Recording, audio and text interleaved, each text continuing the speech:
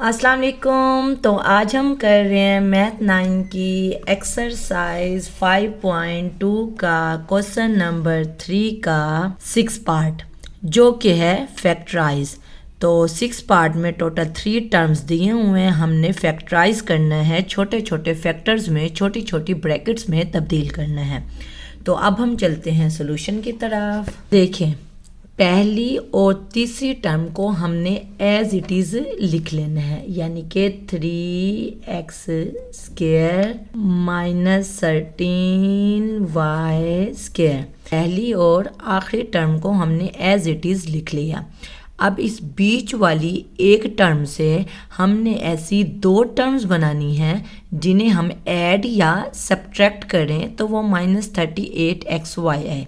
इन दोनों को मल्टीप्लाई करें तो वही आंसर है जो पहली और आखिरी वैल्यू को मल्टीप्लाई करके आंसर आता है।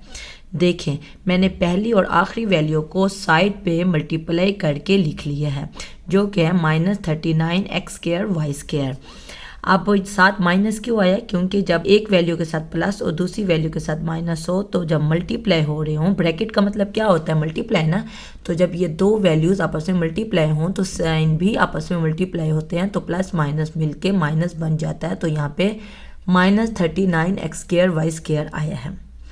अब हमारी दो कंडीशंस हैं कि हमने इस एक टर्म से जो दो टर्म्स बनानी है वो किन कंडीशंस पे बनानी है। तो टोटल दो कंडीशन है। अगर हम दो कंडीशन फॉलो करेंगे तो हम इसे एक टर्म से दो टर्म बना लेंगे। कंडीशंस क्या है? कंडीशन ये है कि उन दो टर्म को अगर ऐड या सब्ट्रैक्ट करें तो -38xy है। उन दोनों वैल्यूज़ को, उन्हीं दोनों वैल्यूज़ को जब मल्टीप्लाई करें तो -39x²y² आए, यानी कि ये वाली वैल्यू। अब हमने इस एक टर्म से कौन सी दो टर्म्स बनानी है, सारा काम यही है। मैंने नीचे कुछ एग्जांपल्स लिख दी हैं, कुछ ऐसी दो टर्म्स लिखी हैं जो कि -38xy बना रहे हैं। हमने जो दो टर्म्स बनानी है उसमें यह ध्यान रखना है कि एक के साथ प्लस का साइन हो और एक के साथ माइनस का साइन हो। वो क्यों? क्योंकि प्लस माइनस जब मल्टीप्लाई होता है तो माइनस में आंसर आता है। जब हमने दो टर्म्स को मल्टीप्लाई करना है तो आंसर -39x²y² है। तो इसका मतलब है एक टर्म के साथ प्लस का साइन और एक टर्म के साथ माइनस का साइन होना चाहिए। और दूसरी शर्त यह है कि बड़ी वैल्यू के साथ माइनस होना चाहिए। माइनस क्यों होना चाहिए? क्योंकि जब हम उन्हें ऐड या सब्ट्रैक्ट करें तो आंसर -38xy आए। हमें पता है जब हम सिंप्लीफाई करते हैं, ऐड या सब्ट्रैक्ट करते हैं, तो जो बड़ी वैल्यू होती है उसके साथ वाला साइन आता है। बड़ी वैल्यू के साथ माइनस का साइन होगा तो आंसर में -38 आ रहा होगा। तो इस वजह से हमें दो बातें तो पता चल गई। जो हमने दो टर्म्स बनानी है, एक के साथ प्लस लगाना है और दूसरे के साथ माइनस लगाना है, और बड़ी वैल्यू के साथ माइनस लगाना है ताकि हम उसे जब ऐड या सब्ट्रैक्ट करें तो बड़ी वैल्यू वाला साइन आए। अब देखिए, यहाँ मैंने कुछ एग्जांपल्स लिख दी हैं। वैसे तो काफ़ी सारी एग्जांपल्स ऐसी होंगी, काफ़ी सारी ऐसी दो टर्म्स होंगी जो -38xy बना रही होंगी, लेकिन मैंने सिर्फ यहाँ पे 3 लिखी हैं क्योंकि ज़्यादा हम लिख नहीं सकते। आप लोग प्रैक्टिस करेंगे ना तो आपको भी समझ आ जाएगा, आपको 3 लिखने की ज़रूरत भी नहीं पड़ेगी। आप 1 या 2 से ही आपको पता चल जाएगा कि हमने कौन सी दो टर्म्स बनानी है। अब देखिए, -38xy 41 में से 3xy माइनस होगा। माइनस क्यों होगा? क्योंकि बड़ी वैल्यू के साथ माइनस है और छोटी वैल्यू के साथ प्लस है। जब ऑपोजिट साइन हो तो हम माइनस करते हैं और साइन बड़ी वैल्यू वाला आता है। तो इसका मतलब है जब इन दो टर्म्स को हम सिंप्लीफाई करेंगे तो वो -38xy ही आता है। इसी तरह इन दो टर्म्स को जब हम सिंप्लीफाई करते हैं तो वो भी -38xy आता है। सिमिलरली इन दो टर्म्स को जब हम सिंप्लीफाई करते हैं तो वो भी -38xy आता है। यानी पहली जो कंडीशन है वो तो ट्रू हो गई। सारा मसला दूसरी कंडीशन क्या है? उन दो टर्म्स को अगर मल्टीप्लाई करें तो वो -39x²y² आए। तो जब हमने मल्टीप्लाई किया तो ये गलत आ गया, ये -123x²y² आया। यहाँ पे इन दो टर्म्स को मल्टीप्लाई किया तो -80x² y² आया। ये भी गलत है, हमने क्या बनाना है, हमने बनाना है -39x² y²।